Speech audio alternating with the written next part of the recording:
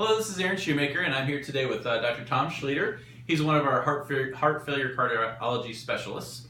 And today we're going to talk to you about one of our START goals, which is a CHF all-cause readmissions reduction program and goal. So, Tom, what is the goal for this year for our START plan? It's a really interesting and exciting goal. It's really more of a population health management goal where we talk about reduction of all-cause admissions for people with heart failure.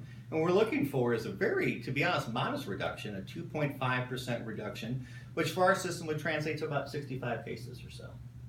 What patients are at risk for admission in the CHF cohort? That's a great question. We see a lot of times with chronic disease, particularly CHF is common with the other chronic diseases. So the people who have really 4 or 5 different diagnoses along with heart failure and diabetes and COPD and dementia and other things, those are the cohort that's really high risk for this. Do we have a sense of why those people admit frequently? We do. There's lots of different reasons they come in, but they generally seem to be centered around breathing type of things. Fluid overload, a congestive heart failure exacerbation.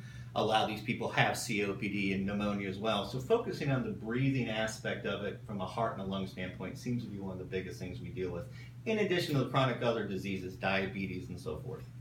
So I know we're getting a team together to start to work on this, and I agree it is an exciting measure, and because it's putting population health framework around the CHF population. So what are some of our initial recommendations around that group? It's really interesting because it's such the good care that's always been delivered. So you talk about, in my mind, we kind of break this down between good care and then focusing on heart failure. So things like the pneumonia vax, things like the flu shot, things like good diabetic management, not smoking, exercise, all those things that we are doing with our patients each and every day. And then specifically, there are some evidence-based measures with heart failure. We're going to work with our primary care doctors and really defining the different types of heart failure, defining the different treatments, and trying to find a way to make it easier for all of us to care for these type of patients.